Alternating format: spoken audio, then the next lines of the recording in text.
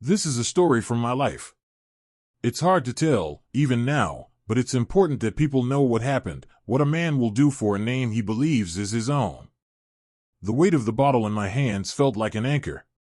It was heavy, obscene, a squat cylinder of glass coated in a gaudy, 24-karat gold plate, and inside sloshed the last true batch of my life's work.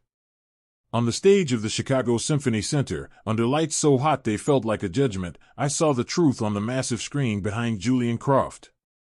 My name, the one I had shared with his father, the one that had been etched onto every bottle of the world's finest whiskey for 50 years, Croft and Vance, was dissolving in a slick, corporate animation. In its place, a cold, sterile font bloomed into life, Croft's. A murmur went through the audience of investors, critics, and sycophants, a sound like the tide going out, leaving me stranded. Julian, his teeth as white and perfect as a movie star's, turned to me with a smile that never reached his eyes and declared my honorable retirement, thanking me for my service. He made it sound like I was the groundskeeper, not the man who had breathed life into the very spirit he was now selling. If you genuinely enjoy our stories, please subscribe to the channel, tell us where you're from, and what time it is right now. It's always fascinating to know how far our story flows. The year was 1973. The air in the old Kentucky barn was thick with the sweet, malty perfume of possibility. Robert Croft, Julian's father, was a man with a booming laugh and hands calloused from honest work, not from signing checks. We were two sides of the same coin. He had the land and the business sense, I had the gift. That's what he called it.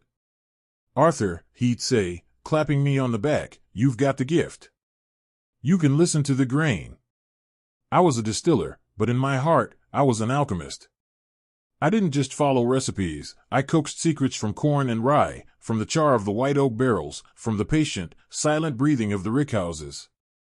While Robert was out charming bankers and securing distribution, I was in the barn, my hands deep in the mash, perfecting what would become the Vance Method. It wasn't just a process, it was a philosophy. We used a specific heirloom strain of corn, Bloody Butcher, for its deep, nutty sweetness. We double-aged the spirit, first in new charred oak, then finishing it in toasted barrels that had once held sherry. It was expensive. It was time-consuming. It was perfect. And when we finally bottled that first batch of Croft and Vance, we both knew we had created something more than whiskey. We had created a legacy. For 30 years, we built that legacy together. Robert was the face, I was the soul. He never once tried to diminish my role. He dragged me out of the distillery, blinking in the sunlight, to meet some important writer or investor and say, "This is the man. This is the magic." Our names were intertwined, a testament to a partnership built on sweat and mutual respect. Then, the cancer took him. It was fast and cruel. I sat by his bedside, holding his hand, and his last words to me were a whispered plea, "Look after the whiskey, Arthur. And look after my boy."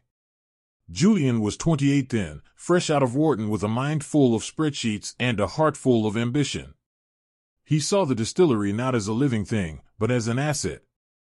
A brand. He'd walk the grounds in his $1,000 Italian suits, his shoes crunching on the gravel path I'd laid with my own hands, and talk about optimizing the supply chain and leveraging our market position. He called me Arthur, but the way he said it felt like he was addressing the janitor. A thin, polite veneer of respect covered a chasm of condescension. He saw me as a relic, a charming old story to tell shareholders, but ultimately, a cog in his machine. In my grief for Robert, and in my desire to honor his last wish, I let it happen. I signed papers his lawyers put in front of me, complex documents that I, a man of grain and water, couldn't fully comprehend. They assured me it was just to modernize the corporate structure. I learned later that what I'd signed away was control. I had become a guest in the house I had built. Over the next 2 decades, Julian expanded the empire. Croft and Vance became a global phenomenon. Our whiskey won every award, graced the bars of the finest hotels from Tokyo to Paris, and became a shorthand for uncompromising quality. And through it all, I was there, in the distillery, my hands, now wrinkled and spotted with age, still testing the mash, still selecting the barrels. I was the guardian of the flame, the living embodiment of the Vance Method. I ensured that no matter how big the company got, the spirit in the bottle remained true. Julian tolerated my presence because he needed me. He needed the story. The kindly old master distiller, a link to the authentic past. But I could feel his impatience growing with each passing year. He saw my methods as inefficient, my adherence to tradition as a bottleneck to profit. The gala in Chicago was meant to celebrate our 50th anniversary. Julian had flown me up on a private jet, put me in a suite at the peninsula overlooking Lake Michigan, and told me it was all to honor me. "You're the star tonight, Arthur," he'd said, clasping my shoulder. I was 76 years old. I was tired. And fool that I was, I believed him. Standing on that stage, clutching that ridiculous golden bottle, I felt the chill of the truth settle into my old bones. He hadn't brought me here to honor me. He brought me here to bury me. He was erasing my name, my life's work, my very existence from the company I co-founded. He was turning my art into a commodity and my legacy into a lie.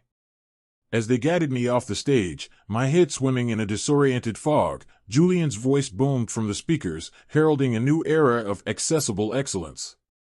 I looked down at the bottle in my hands. On the bottom, a small plaque was engraved. It read, "To Arthur Vance. In gratitude for your service. 1973 to 2023. Service." Like I was a loyal butler being put out to pasture. In that moment, something harder and colder than whiskey began to distill in my soul. I didn't know what I was going to do, but I knew my service was far from over. They put me in a black car with a driver who wouldn't meet my eyes. The ride back to the hotel was a blur of city lights smeared across the window, each one a tiny, mocking star in a universe that had suddenly become alien to me. My suite, which had felt like a palace that morning, was now a gilded cage. I placed the golden bottle on the polished mahogany bar and stared at it. It wasn't whiskey, it was a tombstone. The next morning, Julian's assistant, a painfully polite young woman with a plastic smile, called to inform me that my retirement package was being finalized and that a car would take me to the airport at noon. She also gently informed me that, for security and intellectual property reasons, my access pass to the distillery grounds had been deactivated. I was locked out. Just like that. A 50-year chapter of my life slammed shut without a word of discussion. I flew back to Kentucky in a commercial airliner, crammed into a middle seat, the golden bottle heavy in my carry-on bag. The humiliation was a physical thing, a sour taste in my mouth that no amount of water could wash away. My home, a small stone cottage on the edge of the distillery property, felt different. It was no longer a place of comfort, but a watchtower from which I could see the kingdom that was no longer mine. For weeks, I did nothing. I was adrift in a sea of forced irrelevance. I'd walk my small garden, my joints aching, and watch the big trucks with the new, Stark Crofts logo rumbling down the lane to the distillery. I read the glowing articles about Julian in Forbes and the Wall Street Journal. He was a visionary, a titan of industry who was bravely steering a legacy brand into the future. They quoted him talking about honoring tradition while embracing innovation. The hypocrisy was a knife in my gut. He was using the reputation I had built to sell a product I didn't even recognize. The first real crack in my despair came in the form of a phone call. It was Elena Ramirez, a young woman I had mentored for years. She was a brilliant chemist with a palate almost as sensitive as my own. I had seen myself in her passion, and before I was exiled, she had been my chosen successor, the one I was teaching the subtle art that went beyond the science. Now, she was the head of quality control. Arthur, her voice was a hushed whisper, laced with fear. I can't talk for long. They monitor the phones here. Elena, what is it? What are they doing? I asked, my heart pounding. The mash bill, she said, her words clipped. They've changed it. They're using a cheaper commodity corn, a GMO hybrid. And the aging. Arthur, they're using chemical accelerants. Little chips of treated wood they drop into the vats to mimic barrel aging. They can turn out a batch in 18 months that they're labeling as 8-year-old reserve. The words hit me harder than any public humiliation. This wasn't just rebranding, it was fraud. It was a desecration. He was selling poisoned holy water and calling it mine. Why, Elena? Why are you going along with it? I have a family, Arthur. A mortgage. Julian, he threatened to blacklist anyone who speaks out. He said he'd ruin us. She started to cry softly. But I had to tell you. What he's putting in those bottles, it's not Croft and Vance. It's just brown. After we hung up, I sat in my armchair for a long time, the silence of the cottage pressing in on me. I finally understood the full scope of Julian's betrayal. He hadn't just stolen my name, he was actively destroying its meaning, banking on the idea that no one would notice or care. He was counting on me being a feeble old man who would just fade away. He thought my time was over. He was wrong. The suspicion had hardened into certainty. My purpose, which had been adrift, now came into sharp, crystalline focus. I went to the bar and opened the golden bottle.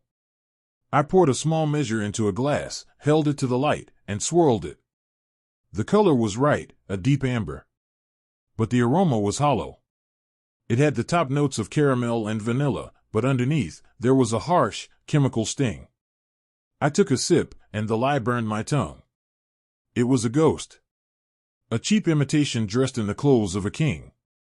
This was not my whiskey. Julian wasn't just selling a product, he was selling a memory, and it was a false one. He was stealing the trust we had built over half a century. And the only person who could prove it was me. I felt the first stirrings of a cold, slow-burning rage. It was the kind of rage that doesn't scream or break things. It's the kind that waits. It plans. It builds. It remembers. Julian Croft had the money, the power, and the lawyers.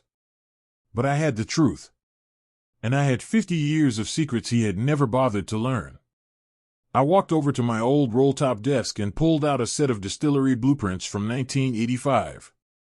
I ran my gnarled finger over the layout of the old rickhouses, the vast, silent wooden cathedrals where the real magic happened.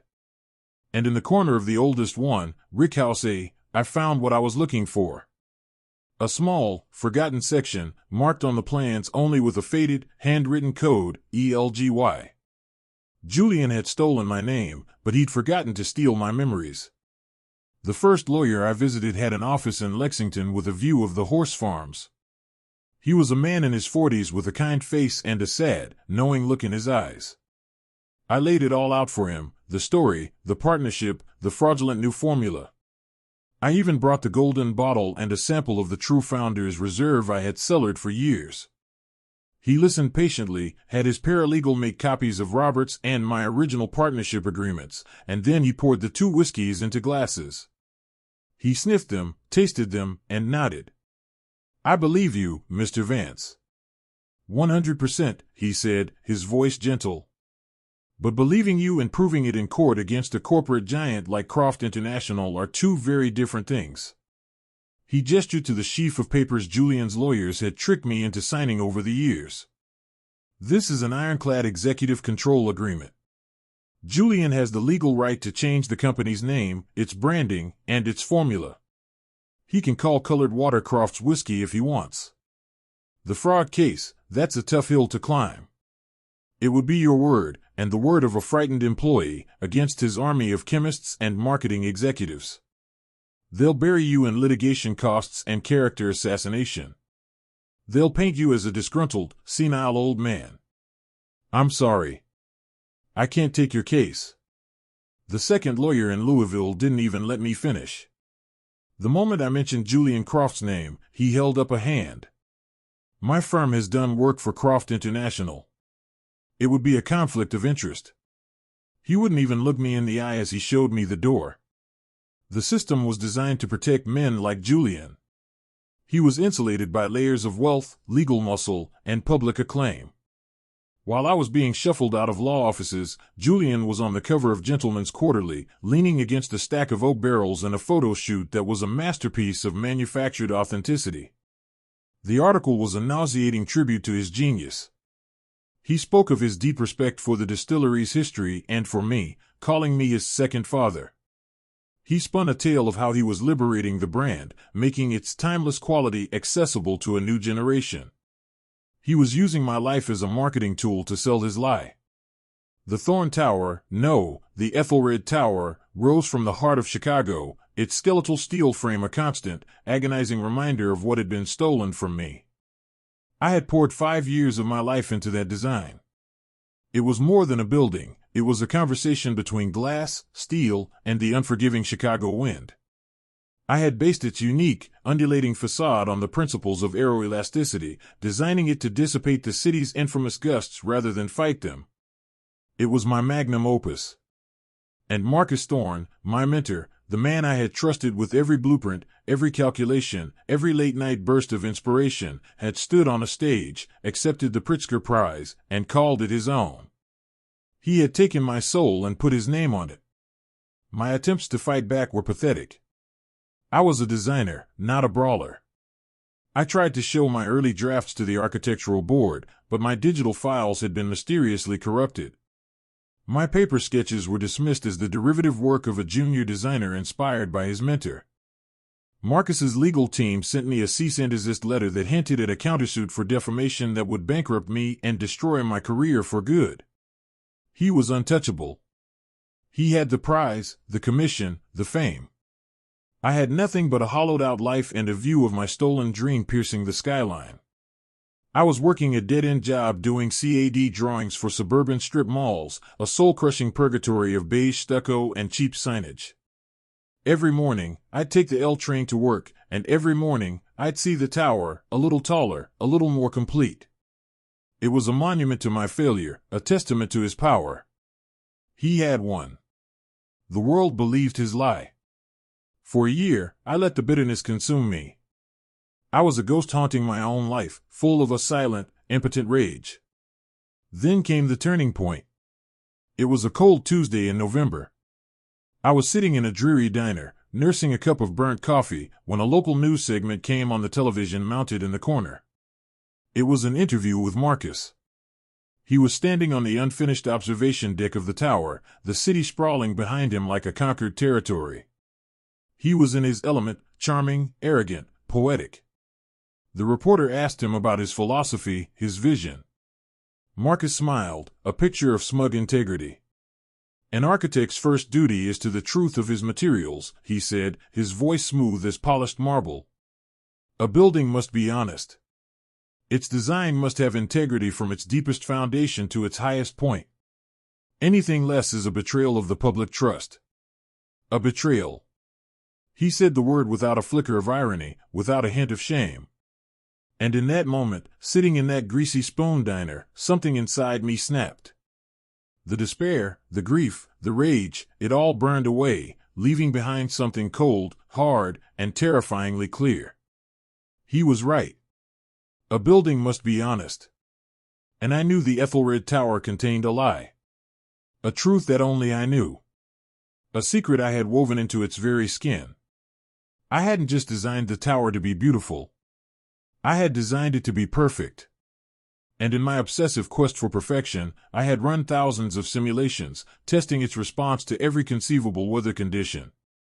In one of those simulations, I discovered a flaw, a tiny, almost imperceptible miscalculation in the curvature of the facade panels for the top 20 floors. Under normal conditions, it was completely benign. But under a specific set of circumstances, a sustained northwesterly wind between 45 and 55 miles per hour, common during Chicago's late autumn gales, the tower would create a harmonic resonance. The air flowing over the panels would create a vibration, turning the entire top of the building into a massive, shrieking wind instrument. A whistle. A low, haunting moan that would escalate into a deafening, soul-shaking scream. It wouldn't compromise the tower's structural integrity, but it would make the multi-million-dollar penthouses and the exclusive Apex Club on the top floor utterly uninhabitable. I had, of course, corrected the flaw in the final blueprints. But the data from the original, flawed design. I still had it, buried on an old encrypted hard drive in my closet. Marcus had stolen my design, but he was a thief, not an artist. He was too arrogant and too lazy to run the deep simulations himself. He had stolen the beautiful shell, but he had no idea about the ghost I had left inside. I dropped a $10 bill on the table and walked out of the diner. For the first time in a year, I wasn't looking at the tower with despair. I was looking at it with purpose. He wanted to talk about integrity? I would give him a lesson in integrity written in wind and glass, a lesson he would hear from 1,000 feet up. I was done trying to get my name back. I was going to make sure he cursed the day he ever stole it. My first call wasn't to a lawyer. It was to Sarah Jenkins. Sarah had once been the most feared architectural critic in Chicago, a woman with a pen so sharp it could slice steel beams. 5 years ago, she had written a piece questioning the structural soundness of a luxury condo project built by one of Marcus's biggest backers. Marcus had launched a vicious smear campaign against her, using his powerful connections to get her fired and effectively blacklisted from every major publication. She now ran a small, independent blog with a loyal but limited following, her voice a whisper in a city where it once had boomed. I found her in a small, cluttered office above a bookstore in Wicker Park, surrounded by towers of books and old blueprints. She looked older, tired, but when I mentioned Marcus Thorne's name, a familiar fire flickered in her eyes. I didn't hold back. I told her everything. About the Ethelred Tower, the stolen plans, the corrupted files. Then I told her about the flaw. I showed her my old laptop, pulling up the encrypted simulation data that proved my authorship, metadata and timestamps that predated Marcus's finalized design by 6 months. I showed her the projections, the fluid dynamics models, the terrifying audio simulation of what the tower would sound like in a high wind. When I was finished, she was silent for a full minute, her eyes fixed on the soundwave graph on my screen.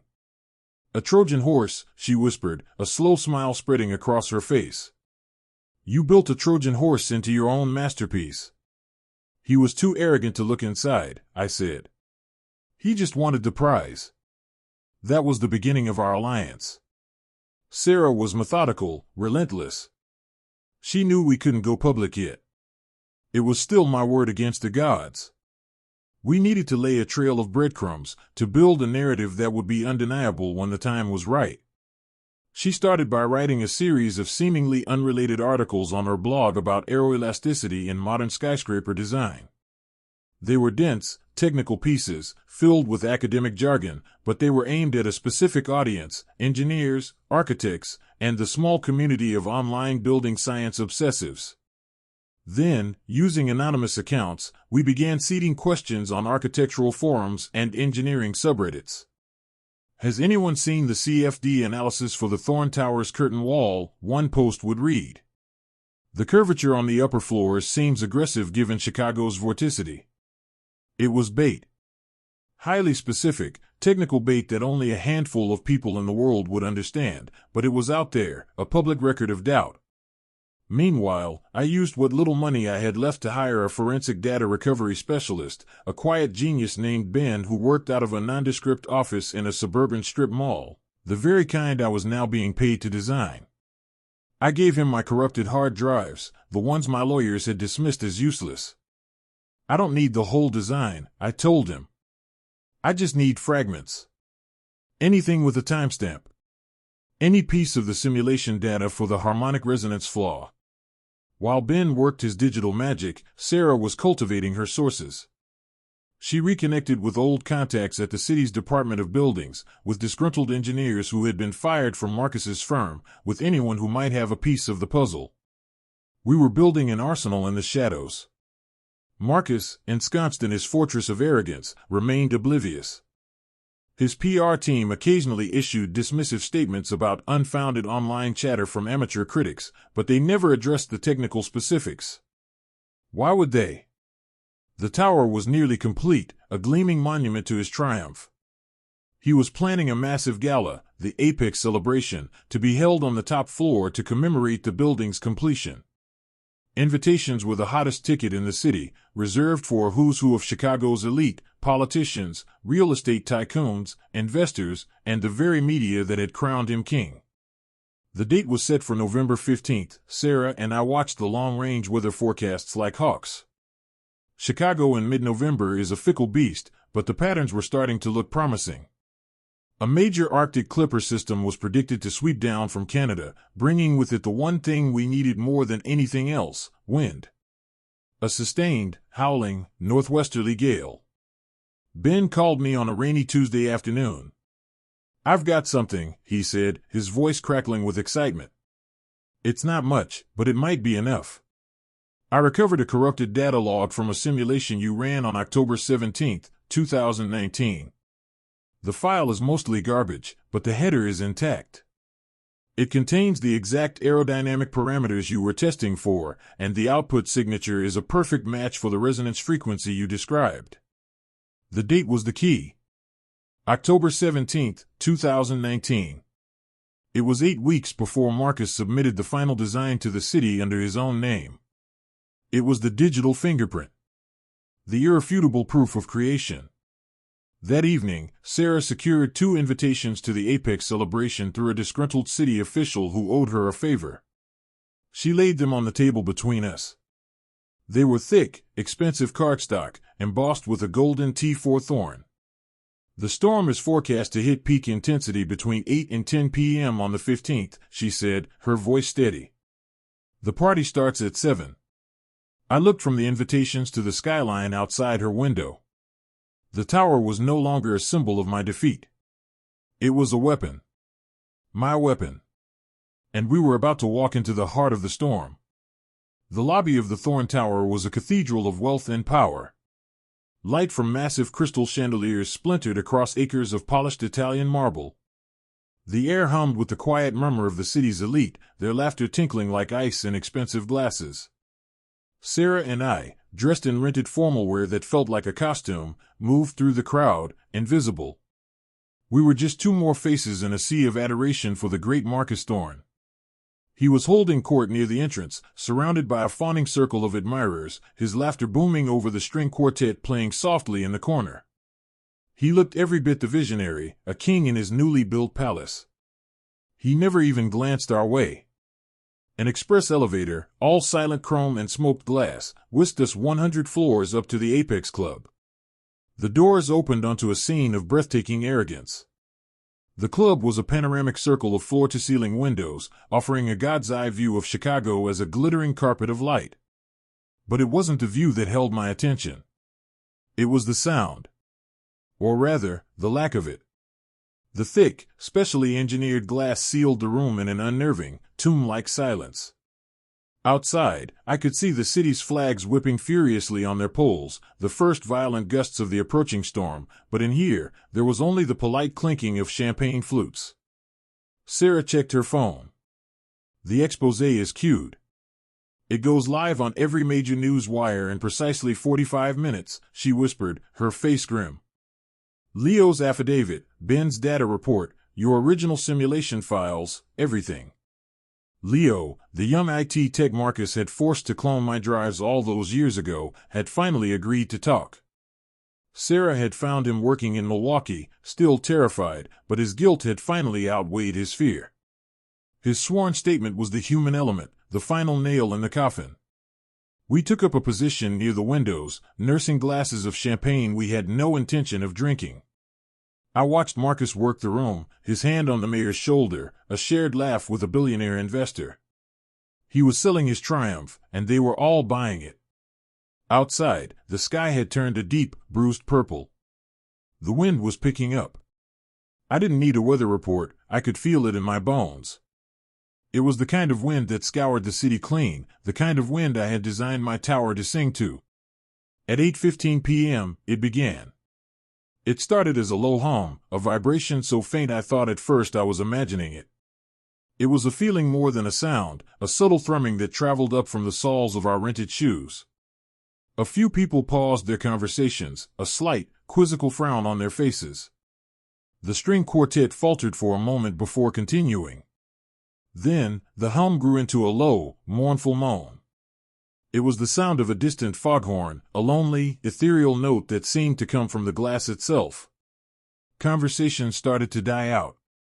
Heads turned, searching for the source of the noise. The moan began to climb in pitch, becoming a clear, piercing whistle. It was the sound I had heard 1,000 times in my audio simulations, but hearing it in reality, feeling the vibration in my chest, was terrifying and exhilarating. The perfect, silent bubble of the Apex Club had been breached. The whistle grew louder, sharper, until it was a shriek. A relentless, soul-grating scream of glass and steel in agony. People were covering their ears. Champagne glasses trembled on the waiters' trays. The air was electric with confusion and rising panic. In the center of the room, Marcus's face had gone pale. He was looking at the windows, at his perfect view, with an expression of pure, uncomprehending horror. At that exact moment, every phone in the room began to buzz and chime in a dissonant chorus. A wave of blue light washed over the faces of the guests as they looked down at their screens. They were all receiving the same news alert. They were all reading Sarah's headline, "The Thorne Tower's Fatal Flaw, A Legacy of Lies." I saw the billionaire investor's face twist into a mask of fury. I saw the mayor backing away from Marcus as if he were contagious. The room, which moments before had been a symphony of adoration, was now a cacophony of shrieking wind and panicked whispers. I walked across the floor, the sound of my footsteps lost in the gale's song. I stopped directly in front of Marcus. The architect of the hour. The visionary. The thief. He stared at me, his mouth slightly agape, the smug certainty draining from his eyes to be replaced by a dawning, sickening understanding. "You asked for a building with integrity, Marcus," I said, my voice calm and clear amidst the chaos. "It's just being honest." The whistle intensified into a deafening roar, the tower's own voice screaming his guilt for the whole city to hear. He had stolen my dream, but he had forgotten to check for the nightmare I had hidden inside. The downfall was swift, total, and gloriously public. The Apex celebration became known in the press as the Gala of the Gale. The story was irresistible, a titan of architecture brought down not by a lawsuit, but by his own stolen monument crying out its protest into the wind. The fallout was a tidal wave. Investors pulled their funding, launching a volley of lawsuits that would mire the project in litigation for years. The city's Department of Buildings issued an immediate stop work order and revoked the tower's certificate of occupancy, citing the uninhabitable acoustic anomalies. Marcus Thorne was a pariah overnight. His firm collapsed. The Pritzker Committee began proceedings to rescind his award. He was publicly, professionally, and financially annihilated. The media, which had built him into a god, delighted in tearing him down, printing every salacious detail from Sarah's exposé, every damning line from Leo's affidavit. My name was finally cleared, but I wanted no part of the circus. I refused all interviews, issued a single written statement through Sarah, and retreated from the world that had suddenly discovered my existence. I left Chicago and went home. The Thorne Tower, my Ethelred Tower, now stands as a dark, silent monolith in the Chicago skyline. It is an empty, 100-story ghost, a vertical tombstone for one man's hubris and a permanent monument to a truth that refused to be silenced. Its upper floors are a dead zone, tangled in legal battles over who is responsible for the $100 million plus cost to deconstruct and replace the entire facade. They say on quiet nights, you can still sometimes hear it hum, a soft, mournful reminder of its one, glorious performance. Today, I sit in my small workshop back in Kentucky, the scent of old wood and sour mash a comforting balm. The news cycle has moved on. Julian Croft is gone, his empire dismantled by federal fraud charges and class action lawsuits from customers he poisoned with his cheap imitation. The Distillery is under new ownership now, a small consortium of purists who sought me out and begged me to come back as a consultant. They are restoring the Vance Method, using the right grain, taking their time. They put my name back on the bottle. I am 76 years old. My hands ache and my steps are slow, but I feel a sense of peace I haven't known in decades. On the shelf in front of me sits a single, hand-labeled bottle of the whiskey they called Elegy, filled with a spirit that was born of a secret promise between two old friends. Next to it is the gaudy gold-plated bottle Julian gave me, a reminder not of humiliation, but of the moment a fire was lit. A man's name is all he truly owns, and I had simply come to collect mine from the thief who forgot its weight. The end.